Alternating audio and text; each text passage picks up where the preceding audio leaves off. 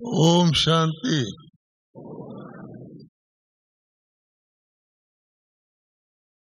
ओम शांति।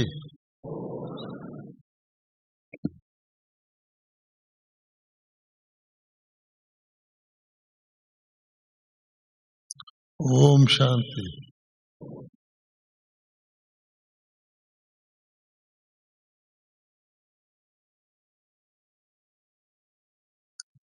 जब मुझे ये टॉपिक बताया गया कि भाई बहनों से बात करना है विक्रम विनाश करने की विधि पर, मैं सोचने लगा कि क्या ऐसा कोई बीके होगा जिसको विक्रम विनाश करने की विधि ना आती हो। हा? बाबा ने हमको पहले दिन ही बता दिया कि बच्चों आपको विक्रम विनाश करने हैं और उसकी ये विधि है। आप सबको विधि आती है ना विक्रम विनाश करने की, है ना। देखो, जो जिस समय से हमको आती है, ऐसा कि हम ऐसा थोड़ी कि हमको विधि नहीं आती, हम बीके बन के डायमंड हॉल में आके बैठ गए वो हाथ उठाओ, हमको विधि आती है।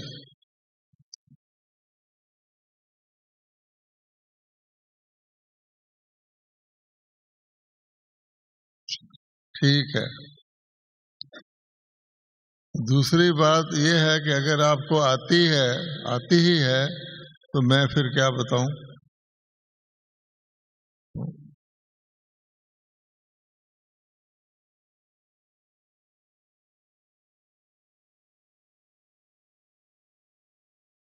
एक मस्जिद था मुसलमानों का, उसमें मुल्ला जी छुट्टी पर चले गए,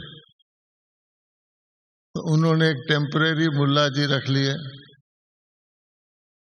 अब वो काम चोर थे, तो जब पहला शुक्रवार जुमा आता है ना, आया तो मस्जिद में आए, खड़े हो गए और पूछा, आप लोगों को पता है कि मैं क्या बोलने वाला हूं? वो बोले जी नहीं। तो बोले अगर आपको ये भी नहीं पता तो मेरे बोलने का क्या फायदा। आमीन कह के चला गया। अब मस्जिद वालों ने कहा इसने तो कुछ काम भी नहीं किया, पैसे ले रहा है, अगला शुक्रवार देखो। अगला जुमा आया, फिर वो आया, फिर वही प्रश्न किया, आप लोगों को पता है मैं क्या कहने वाला हूं?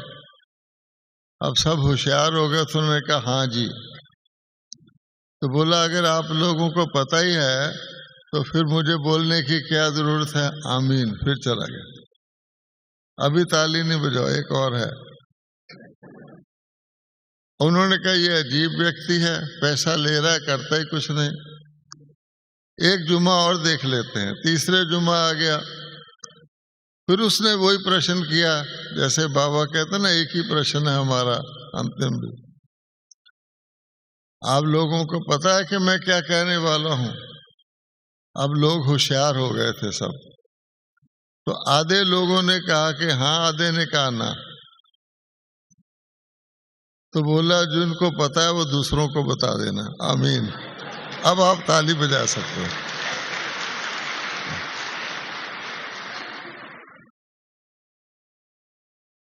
तो इसीलिए एक प्रकार से तो हम सबको पता ही है कि विक्रम विनाश करने की विधि क्या है। लेकिन बाबा कहते हैं हर चीज के अंदर रिफाइनमेंट का मार्जिन रहता है, और सूक्ष्म और सूक्ष्म और सूक्ष्म और सूक्ष्म।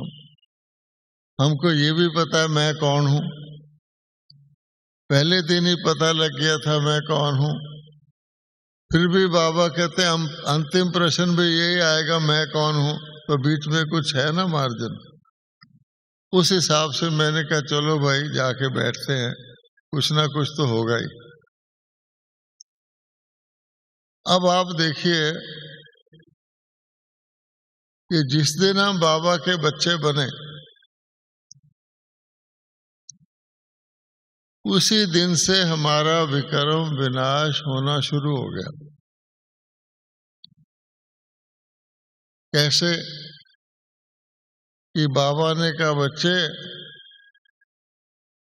मैं आपका, हमने कहा बाबा हम आपके। अब जब हमने कहा हम आपके तो उसमें हमारा तन भी आ गया, मन भी आ गया, धन भी आ गया, सब कुछ आ गया। हमने ये तो नहीं कहा कि हम आपके लेकिन हमारा तन आपका नहीं है, हमारा धन आपका नहीं है, हमारा मन आपका नहीं है, सब कुछ आपका। अब जब आप सारा कुछ एक सुप्रीम सर्जन के हवाले कर दोगे, कोई व्यक्ति अपना शरीर डॉक्टर के हवाले कर देता, अच्छा डॉक्टर होता है तो उसको पता है कि मेरा इलाज हो ही जाएगा, वो तो फिर भी मनुष्य डॉक्टर है। आपने सुप्रीम डॉक्टर के हवाले कर दिया तो उसने किस लिए लिया? बाबा का नाम क्या है? पतित पावन, ठीक है। पतित पावन का मतलब क्या होता है? विक्रम विनाश करने वाला। तो उसी दिन से हमारे विक्रम विनाश होने शुरू हो गए। ऐसे थोड़ी बाबा हमारे को रख लेगा इलाज किए बगैर। तो इसलिए विक्रम विनाश होने तो शुरू हो गए और इसी कारण से हम आज भी यज्ञ में हैं कि हमारे विक्रम विनाश होते जा रहे हैं, होते जा रहे हैं। अगर आप देखो कि जिस दिन हम ज्ञान में आए थे और आज महान अंतर है या नहीं है? अच्छा, जो कहते हैं है, सर्दी के दिन एक्सरसाइज होनी चाहिए, अपना दाएं हाथ उठाइए, ये फर्क है, महान अंतर है। अंतर भी नहीं, महान अंतर है। Very good. अच्छा, अब इतना महान अंतर है तो किस कारण से हो गया? विक्रम विनाश होने से तो हुआ कि नहीं हुआ? तो हमने इतने विक्रम विनाश कर लिए। अब बाबा कहते हैं कि विक्रम कितने हैं हमारे ऊपर। अगर हम गिने तो किसी का 1 महीने का उधार हो तो अगले महीने भी देना, चुकतू करना मुश्किल हो जाता। हमारे पर तो द्वापर से लेकर कितने जन्म हो गए, कितने जन्म हो गए? 63 जन्म। अब किसी के ऊपर 63 जन्म का बोझ हो, दिन रात भी लगा रहे, लगा रहे, लगा रहे, चुकतू हो सकता? जब तक कोई खास तरीका ना हो। इसलिए बाबा कहते हैं जितने भी ब्राह्मण शरीर छोड़ते हैं, आपके ख्याल में वो शरीर छोड़ते समय उनके सारे विक्रम विनाश हो गए होते हैं? क्या ख्याल है? कुछ ना कुछ बचते हैं ना? कितनी आत्माएं हैं जिनके पूरे विक्रम विनाश हो जाते हैं? बताइए कितनी है? इतने सारे ब्राह्मणों में से कितने हैं जिनके टोटल विक्रम विनाश हो जाते हैं? पता है ना आपको? अच्छा, बाकी थोड़े बहुत तो रहते हैं। तो जब इतने हैं तो हमको सोचना चाहिए कि हमको विक्रम और कुछ ना करके सारे ज्ञान का सार ही ये है, विक्रम विनाश करना। इसलिए ये बहुत गहरा विषय है कि हम 24 घंटे दिन रात लगन से विक्रम भी विनाश करते रहें, विक्रम विनाश करते रहें, करते रहें, करते रहें, हल्के हो जाए। बाबा कहते हैं लाइट बनो, जितने विक्रम विनाश होते हैं उतना आप हल्का फील करते हैं। जब भी कभी आप भट्टी में बैठते हैं, खास तौर पे तो उसके बाद आपको क्या अनुभव होता है? हमने देखा है जब भट्टी से निकलते हैं और जूता पहन रहे होते हैं, गौर से देखो, सबके चेहरे पर एक मुस्कुराहट होती है, खास मुस्कुराहट होती है। आप क्लास से निकलेंगे तो वो मुस्कुराहट इतनी नहीं होगी, लेकिन वो एक ऐसी खुशी होती है अंदर कि मैं हल्का हो गया, कुछ आज मेरे विक्रम विनाश हुए, ये निशानी है। तो हल्कापन, खुशी, गम की लहर का दूर होना, ये निशानियां है विक्रम विनाश होने की। बाबा ने कहा हुआ है, जो आत्मा मेरी याद में रहेगी उसको प्रसन्नता होगी दिल की, और जो मेरी याद को मिस करेगी उसको दिल की प्रसन्नता नहीं होगी, ऊपर ऊपर से हंसेगा। इसलिए ये विक्रम विनाश खुशी देने वाला है। मैं तो सोचता इसका नाम हमने भट्टी क्यों रखा है? भट्टी तो बड़ी डरावने वाली चीज होती है ना, तो ORC वालों ने इसका नाम आनंदमयी भट्टी रखा हुआ है, ताकि आनंद मिलता है ना इससे। तो अब आप देखिए विक्रम विनाश की गहराई क्या है। आपने सुना है, अच्छी तरह से जानते हैं कि हमारे 3 सब्जेक्ट हैं दूसरी तरह के। एक है त्याग, दूसरा है तपस्या, और तीसरा क्या है? कुछ बोलिए। हाँ, सेवा। जोर से बोलिए, तीसरा क्या है? हाँ। अब तीनों ही सब्जेक्ट हमारे विक्रम विनाश करने वाले हैं।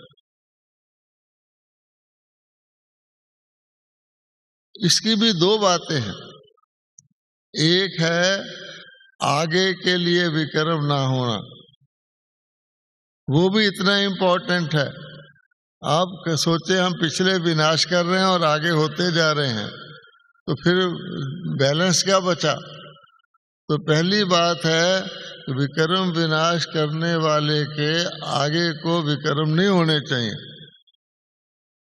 वरना क्या हुआ? कमाया और गवाया। तो इसलिए आगे के विक्रम जिसके बढ़ रहे हैं उसके विक्रम विनाश होने बड़े मुश्किल हैं, और होंगे तो बहुत मेहनत से, थोड़े से होंगे। इसलिए जब आप त्याग करते हैं तो किस चीज का त्याग करते हैं? बाबा कहता है मैं बाप हूं, पिता हूं, अपने बच्चों से अच्छी चीज का त्याग थोड़ी कराऊंगा। अच्छी तो कहूंगा लो। माता पिता भी बच्चे को खराब चीज लेने से रोकते हैं ना। तो भगवान कहता है जो मैंने आपसे त्याग कराया उसका क्या फायदा हुआ? पहले एक मोटी चीज किसका त्याग कराया? बाबा ने हमको देह भान का त्याग कराया। पहला लेसन हमारा क्या है कि हम आत्मा हैं, शरीर नहीं है। उसका अभ्यास आज तक भी चल रहा है, लेकिन कराया तो सही। तो इसलिए सारे ही विक्रम देह से पैदा होते हैं, ये तो आपको पता। 5 विकार जो हैं वो कहाँ से पैदा होते हैं? 5 विकार और उनके बाल बच्चे, ईर्ष्या, घृणा आदि, सब देह भान से पैदा होते हैं। तो जब हमने देह का त्याग किया, यानी ज्ञान से भी किया, वैसे भी कहा बाबा ये शरीर आपके अर्पण है, ये हम घर में भी रहते हैं, अब हमारी देह नहीं है, और वैसे भी हम देह नहीं है।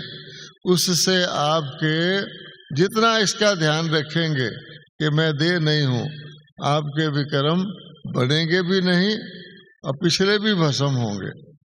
इसके लिए पहली बात क्या हमको ध्यान में रखनी चाहिए कि मैं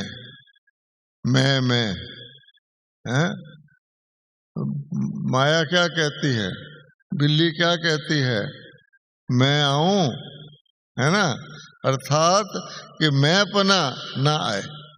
तो इसलिए पहली बात में ही हमारे को विक्रम विनाश करने की बहुत अच्छी विधि है कि मैं को ना आने दो, अर्थात देह भान को ना आने दो।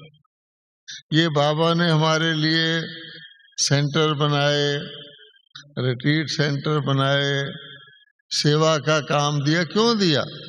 दुनिया वाले पूछते हैं, हमने बहुत धर्म देखे हैं, लोग अपने घर में बैठ के करते हैं, आप अजीब तरह के लोग हैं, सारा दिन सेवा ही सेवा, घर का कोई ख्याल नहीं। क्योंकि बाबा को पता है कि मैं को खत्म करने के लिए मेरा घर, मेरा परिवार, मेरा ये, मेरी कार, मेरा टेलीफोन, ये मैं को खत्म करने के लिए सेंटर, यानी हम सेवा में लग गए। टेलीफोन भी है तो सेवा के लिए है, तन भी है तो सेवा के लिए है। छोटे परिवार लौकिक था, ये बड़ा परिवार है। तो भाव क्या है, उसको जब कोई जहर इकट्ठा होता है ना तो बहुत असर करता है। उस जहर को आप नदी में डाल दो तो उसकी वैल्यू, उसकी ताकत घट जाती है। इसीलिए भगवान कहता है मैंने आपको ये रच के दिया, यज्ञ रच के दिया। तो इसलिए मैं, यज्ञ में मैं की बजाय क्या हो जाता है, बाबा का, हमारा, तो मैं तो गई। अच्छा, दूसरी बात, दूसरा नाम है तपस्या। अब तपस्या का तो मतलब ही क्या होता है? तपस्या विक्रम विनाश करने का बहुत शक्तिशाली विधि है। तपस्या का मतलब क्या होता है? दुनिया वालों ने तो और अर्थ ले लिया, कई प्रकार के हठ योग के तपस्या करते हैं। एक होती है पंच अग्नि तपस्या, वो लोग चार तरफ आग जला लेते हैं, ऊपर सूर्य होता है, तो कहते हैं इसमें हम गर्म हो, इस तपस्या से हमारे विक्रम विनाश होंगे, हठ योग। बाबा कहते हैं, गौर से सुनिए, तपस्या का मतलब क्या है कि जो चीज आपको अच्छी लगे, जिसकी तरफ आपका झुकाव हो, उससे अपने आप को रोकना, और जो चीज आपको अच्छी ना लगे उसको आसानी से करना। आप समझ गए तपस्या का मतलब? रोज लाइफ में होता है, हमें ये चीज अच्छी लगती है और ये चीज अच्छी नहीं लगती। अब भोजन ही रख लो अपने सामने, तो आप कहेंगे ये मुझे डबल दे दो, ये मेरा थोड़ा उठा ही लो, मेरे को नहीं चाहिए। मम्मा के पास एक बहन आई थी, उन दिनों रोज का रोज जो भी दिनचर्या में किसी के मन में आता था, खटकता था, वो मम्मा से पूछते थे। मम्मा के पास बहन आई, मम्मा आज ब्रह्मा भोजन था, उसमें खीर भी थी और पापड़ भी था। मैंने अपनी खीर वापस करके दूसरा पापड़ ले लिया, क्या मैंने कोई गलती की?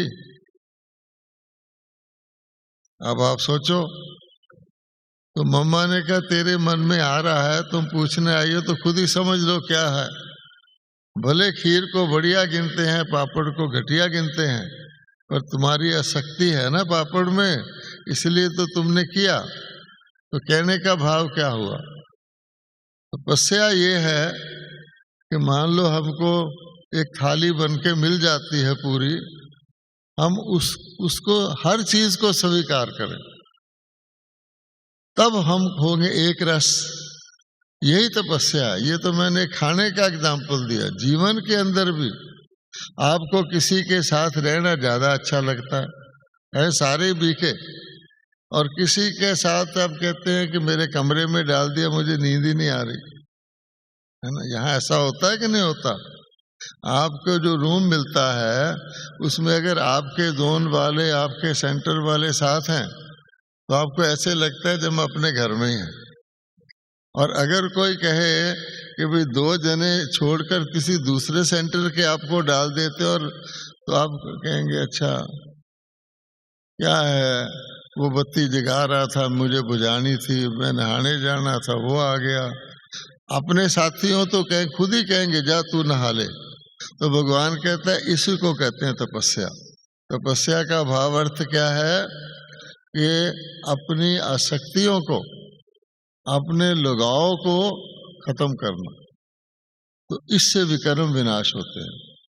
हम कहेंगे ये कोई विकर्म थोड़ी है कि हम कह रहे हैं कि भाई मेरे ही सेंटर के मेरे साथ रख दो, भोजन पे जाएंगे तो भी मेरे सेंटर के मेरे साथ जाएंगे, यहाँ आके बैठेंगे तो भी कहेंगे तेरी सीट रख लूंगा तुम आ जाना।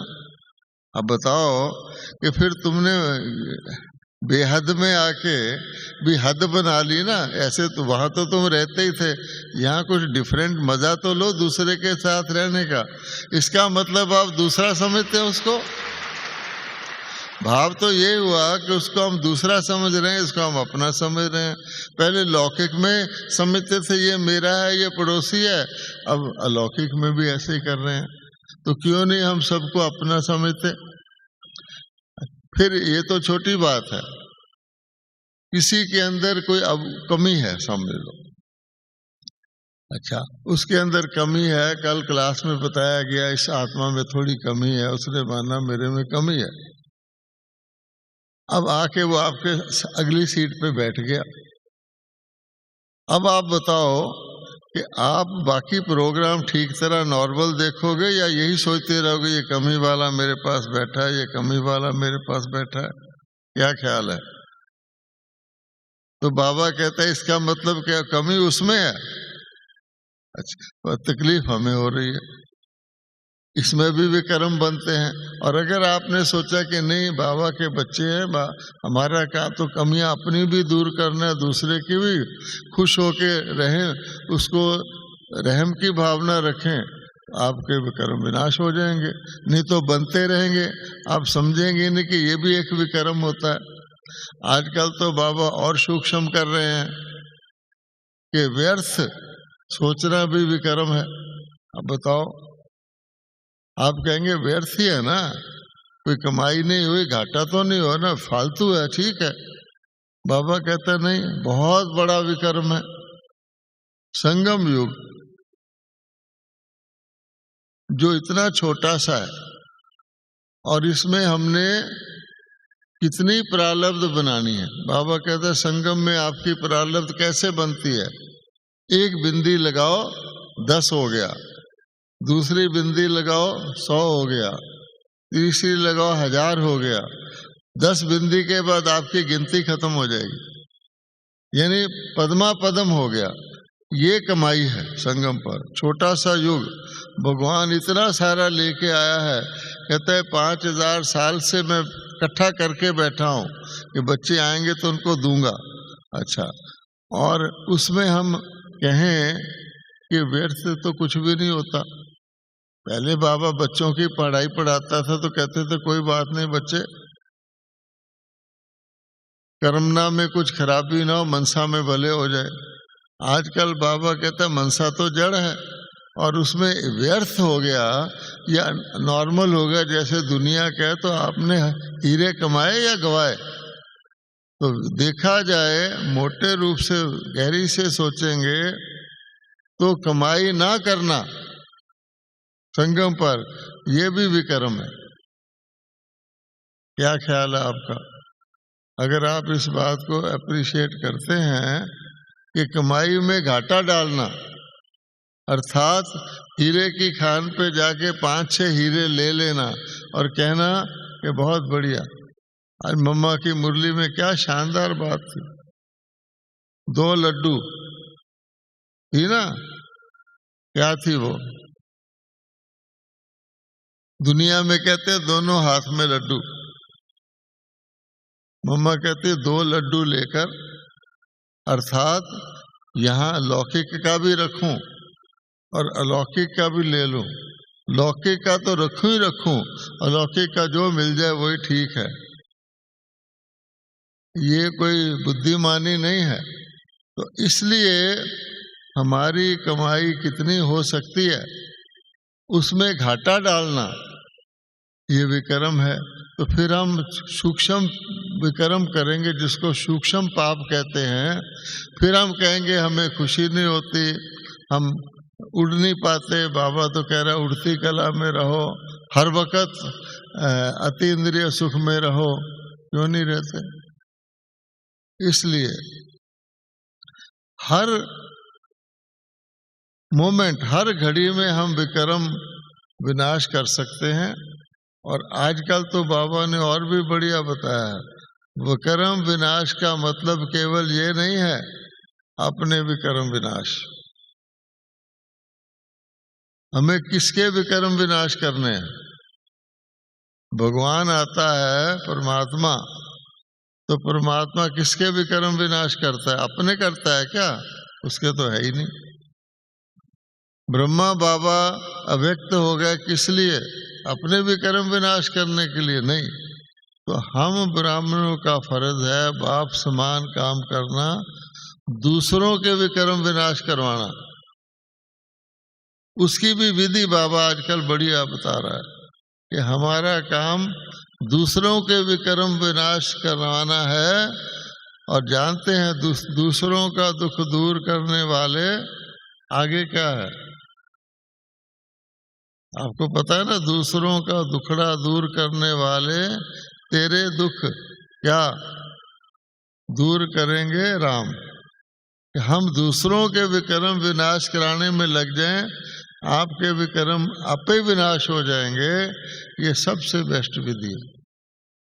कहा जाता है ना, परमार्थ से व्यवहार आपे सिद्ध हो जाता है। आप सेवा में लग जाओ तो आपके विक्रम आपे विनाश हो जाएंगे।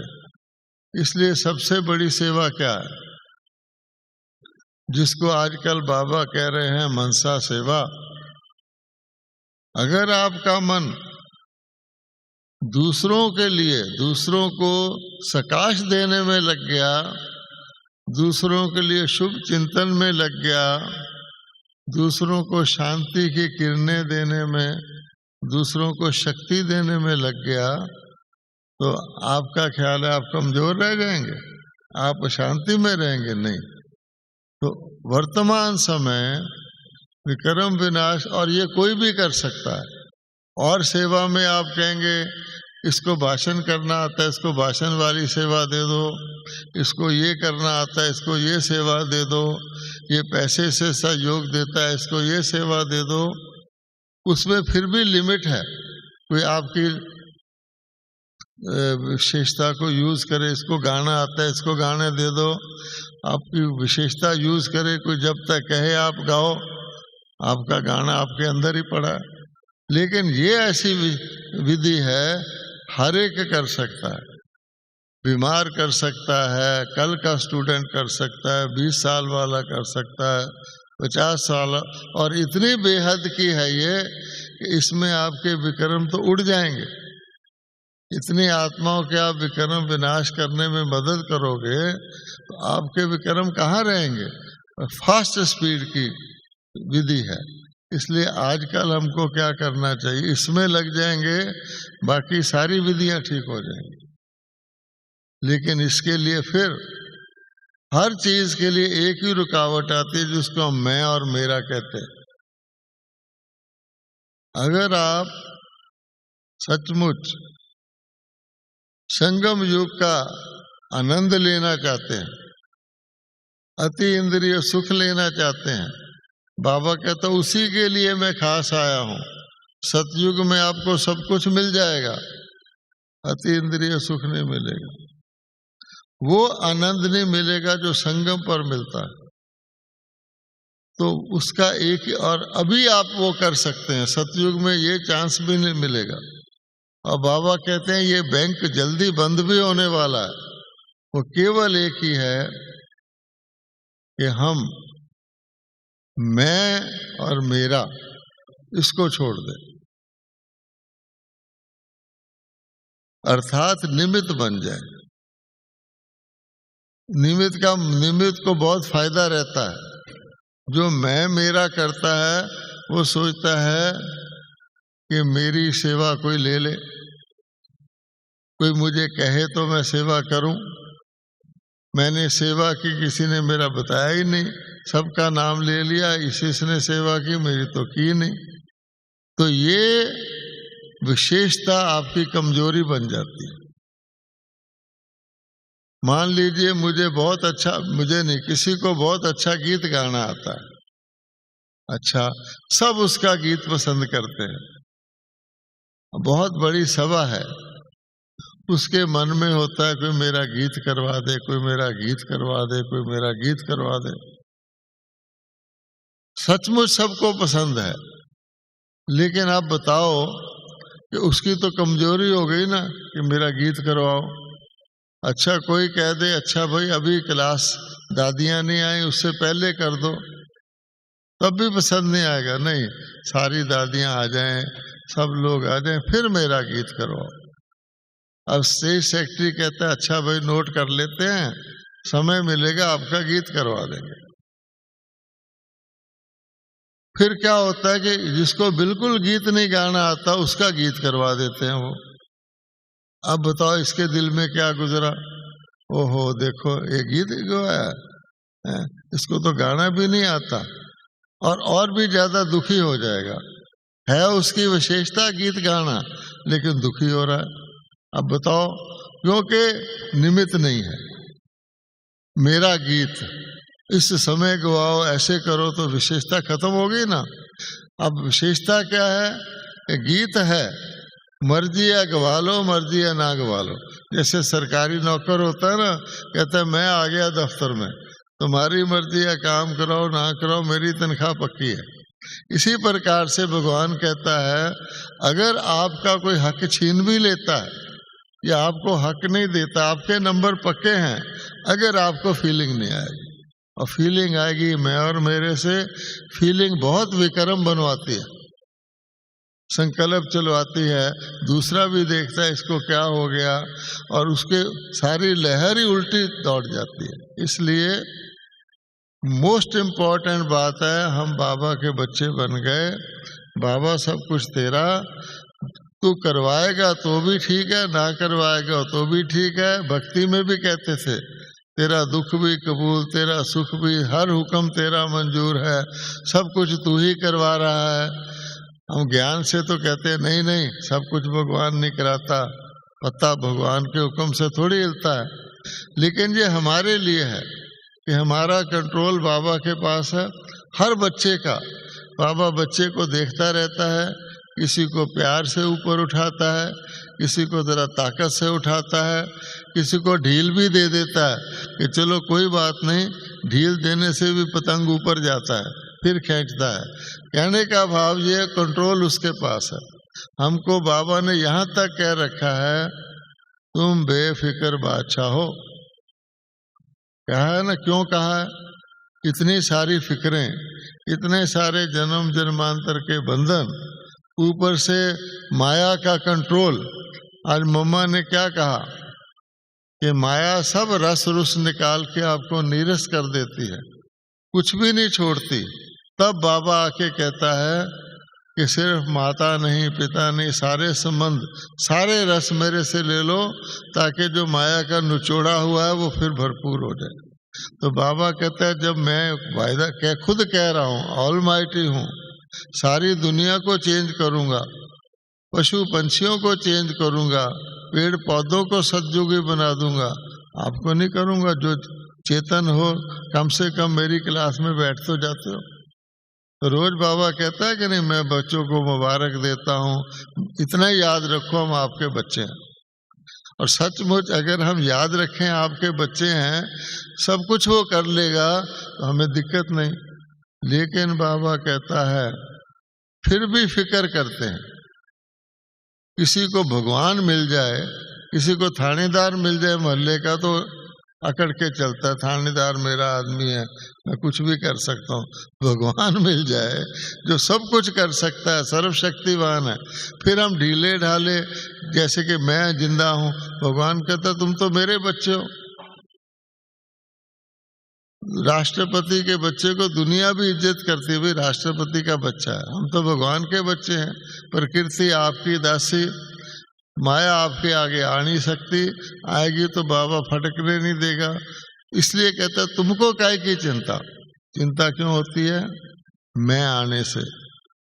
जब हम सब कुछ भूल जाते ना, मैंने करना है, मेरी ताकत है कि नहीं, पता नहीं होगा कि नहीं होगा, तो दिक्कत होगी। इसलिए ये मैं शब्द जो है इसको हम बाबा के हवाले कर दें। बाबा ने कहा है मैं कहना है तो श्रेष्ठ आत्मा कहो, मेरा कहना है तो बाबा कहो, शारीरिक मैं नहीं करना। तो ये सारी विधियां हैं, विधियां आपके पास है और बाबा रोज विधियां देता है, अमृत वेले भी देता है। आज भी कहा तुमके इतने सम्मान हैं, अपने सम्मानों की लिस्ट तो देखो। एक बात सिर्फ है, जिस कारण से बाबा ये भी कहता है यूज करोगे तो फायदा है, यूज नहीं करोगे तो वरदान भी किसी, वो ये है स्मृति। स्मृति आप नोट कर लें कि जब आपको स्मृति होगी तो आपके ताकत आ जाएगी। जब आपकी स्मृति हुई, क्या बादशाह हैं, आपको भी स्मृति होगी मैं बादशाह हूं, तो अब साधारण हो गया कि नहीं हो गया। इसीलिए गीता का लास्ट शब्द ये है कि मैं भगवान अब स्मृति स्वरूप हो गया हूं, मैं आत्मा हूं, ये भी भूल जाता है। बाबा कहता है, हम कहते हैं ये महारथी। महारथी तब है जब वो स्मृति में है मैं महारथी। महारथी कभी कोई गलती करता दिखता है तो हम कहते हैं महारथी भी गलती कर रहा है। तो बाबा कहता है उस वक्त वो स्मृति में नहीं है मैं महारथी। जैसे मैं भी स्मृति में नहीं हूं तो गलती करता हूं, कोई भी गलती कर सकता अगर स्मृति में ना रहे। तो स्मृति रहे,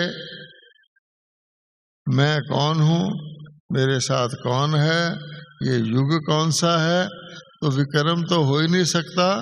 और आजकल बाबा कहते हैं स्वरूप बनो, स्वरूप बनो। पहले हमने ज्ञान सुना, फिर ज्ञान को समझा, फिर ज्ञान को माना, फिर ज्ञान बुद्धि में आया, ज्ञान दूसरों को सुनाते रहे। अब बाबा कहता है ज्ञान तो बंद हो जाएगा, मैं तो चले जाऊंगा। अभी हमें खुशी है बाबा मिला, बाबा मिला।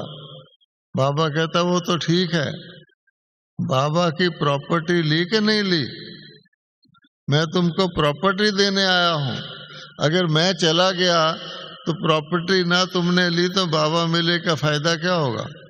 प्रॉपर्टी क्या है? स्वरूप बनना। आजकल बाबा क्या कहता है, अपने चेहरे से, अपने नैनों से, अपनी चलन से, झलक से, फलक से सेवा करो, भाषण करके नहीं करो। भाषण तो बंद ही होने वाले हैं, फिर रह जाएगी दृष्टि। तो दृष्टि भी किस किस को दोगे? जो सामने आएगा उसको दोगे। जब लॉकडाउन हो जाएंगे दृष्टि कहाँ दोगे? इसलिए बाबा कहते हैं मेरी प्रॉपर्टी रखोगे। आपको देखकर, जैसे किसी साधु को देखकर दूर से लगता है ये साधु आ रहा है, उनको ऑटोमेटिकली प्रेरणा हो, इनसे पूछें इनको किसने ये प्रॉपर्टी किसने दी है। हर वक्त संतुष्ट रहते हैं, हर वक्त वो आपकी सेवा है और उसमें विक्रम होगा ही नहीं। जो आपको देखकर प्रेरणा लेगा उसकी भी शेयर आपको मिलेगा, आपके विक्रम आप ही विनाश होते रहेंगे। ज्ञान स्वरूप बनना, ज्ञान स्वरूप बन के चलना, ये विक्रम विनाश करने की और भी बड़ी अविधि है। क्योंकि जब दुनिया में भी कहते हैं ना पाप किया है तो दान पुण्य करो, तो बाबा कहते हैं अगर केवल अपनी दिनचर्या को आप बाबा की विधि के अनुसार चला लेंगे तो आपके विक्रम आप पे विनाश होते रहेंगे। दादियां क्या करती थी? जो बाबा की दिनचर्या, कभी किसी दादियों ने मुरली मिस की हो, अमृत वेला मिस किया हो, भोजन की जो विधि बताई है वो मिस की हो, किसी के साथ बात करते हुए जल्दबाजी की हो, नहीं। अब बाबा अव्यक्त बाबा के आगे लाइन लगती थी तो बाबा सबको चाहे 3 घंटे 2 घंटे दृष्टि देगा, एक जैसी दृष्टि देता था। लास्ट वाले को भी उसी स्पीड से दृष्टि देता था। भले सेवादारी कहते थे जल्दी करो, वो देता था। मतेश्वरी जी को हमने देखा है। मतेश्वरी जी दिल्ली में आए थे, ट्रेन ने 2 बारी हरी झंडी कर दी। वो मिल रहे थे बहन भाइयों से, लोग कहते मम्मा गाड़ी। मम्मा ने ना अपनी स्पीड चेंज की, ना उसको दृष्टि देना स्लो जल्दी किया, चली भी अपनी स्पीड से, तब गाड़ी चली। इसको कहते हैं कंट्रोल, प्रकृति पर कंट्रोल। हम भी कर सकते हैं। तो बाबा कहते हैं कंट्रोलिंग पावर कोई ऐसे नहीं, कोई राजा बन के कोई गद्दी पर बैठ जाएगा उसको कंट्रोलिंग पावर है। हमने अपने आप को कंट्रोल करना है, उसके लिए हर विधि है। क्या हम धैर्यता रखते हैं या जल्दी करते हैं? जल्दी क्यों करते हैं वो भी हम जानते हैं। पहले हम लापरवाह हो जाते हैं, अलबेले, फिर जब सोचते हो फिर जल्दी करते हैं। तो भगवान कहता आपको जल्दी करने की जरूरत ही क्या है। ड्रामा में जल्दी है, कोई विघ्न आ जाए तो डर जाते हैं।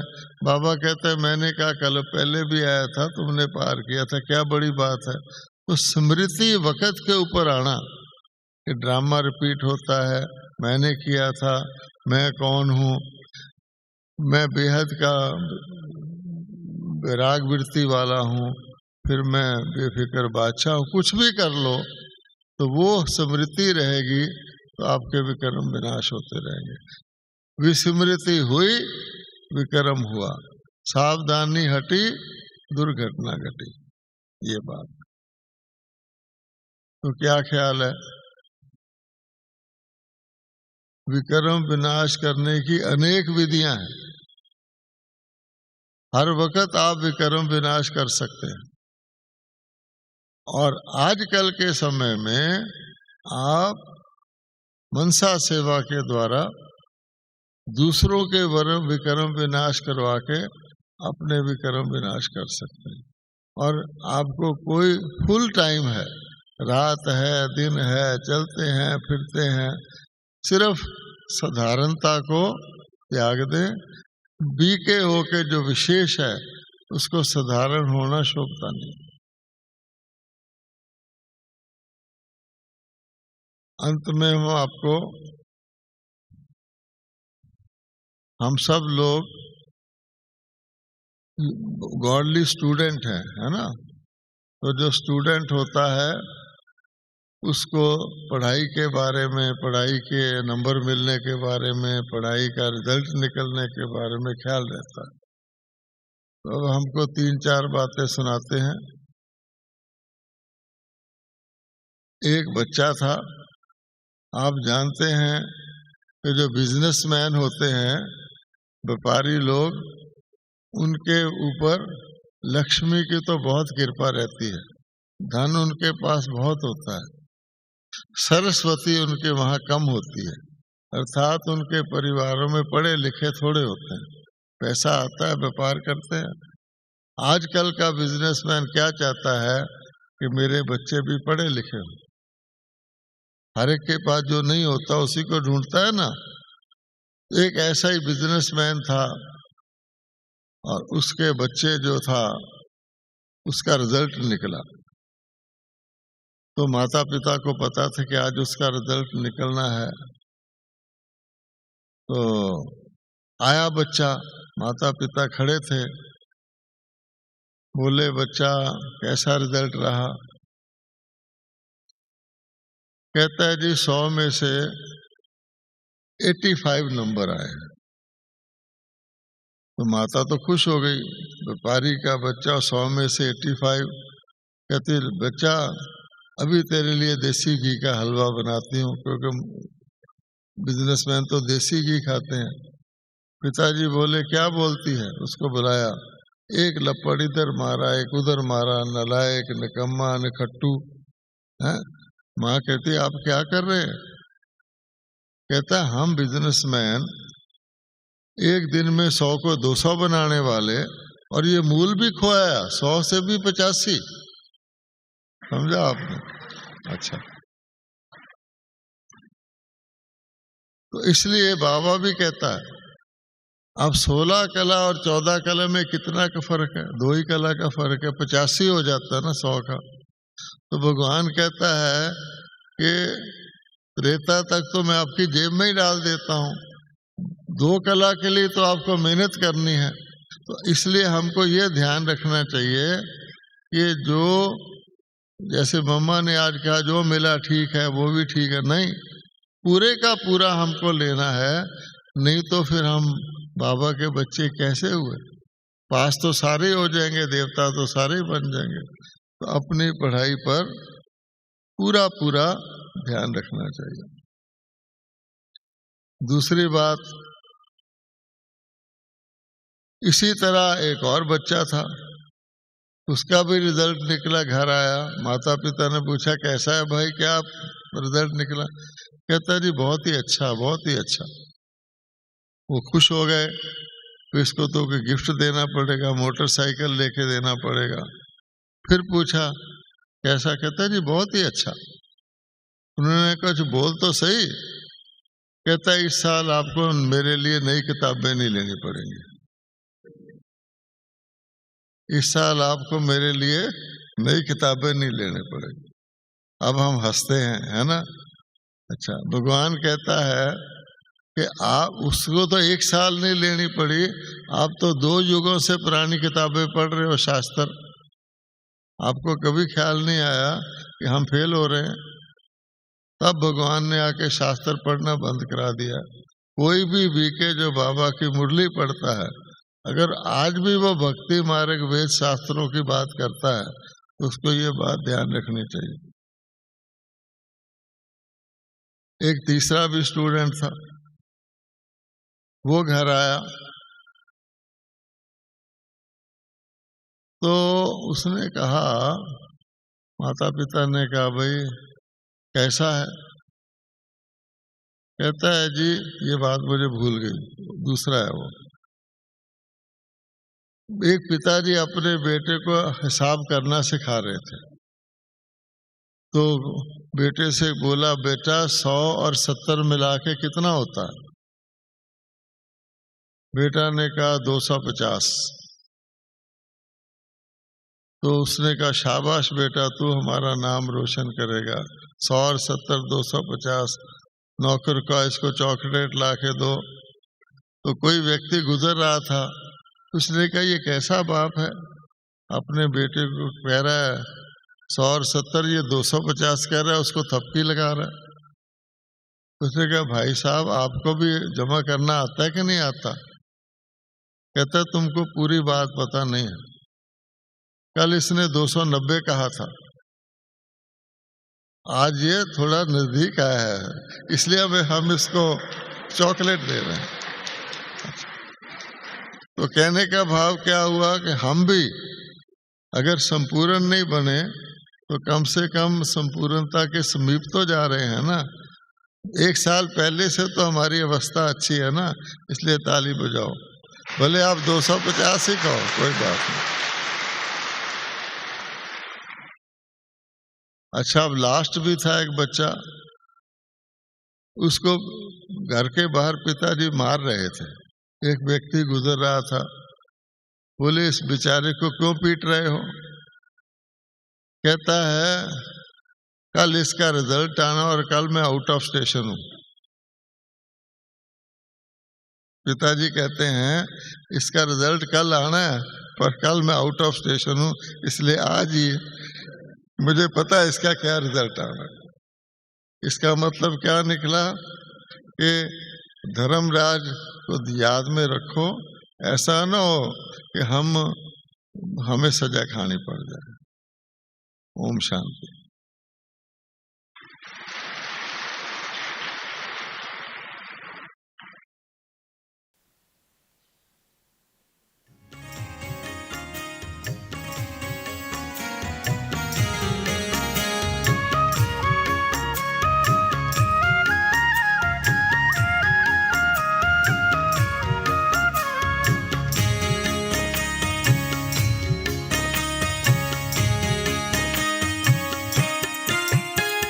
शुभ संकल्पों के दीप जलाएं, अपने अपने मन में शुभ संकल्पों के दीप जलाएं। अपने अपने मन में जग उजियारा होगा प्रेम से। सुख ही सुख कण कण में शुभ संकल्पों के दीप जलाएं।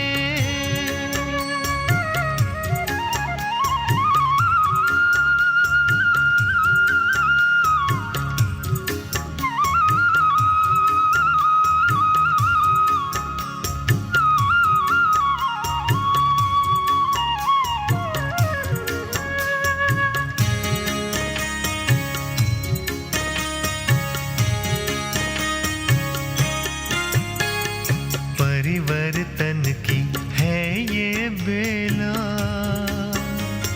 ये जग बदलने वाला। राजयोग का मार्ग यही है, सहज सरल निराला। दिव्यता की बन जाए मूरत, मंदिर से इस तन में जग उजियारा होगा प्रेम से। सुख ही सुख कण कण में शुभ संकल्पों के दीप जलाएं।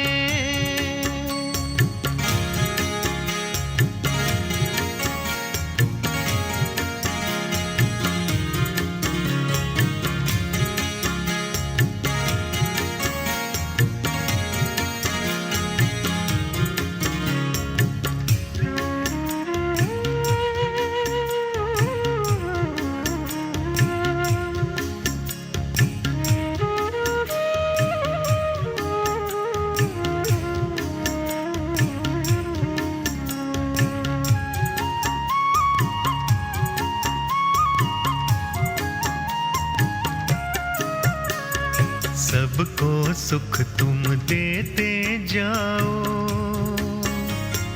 मगन रहो प्रभु प्यार में। प्रेम की धारा बहाते जाओ।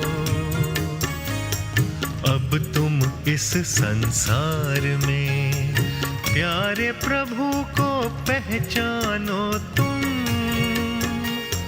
बसा है हर धड़कन में जग उजियारा होगा प्रेम से।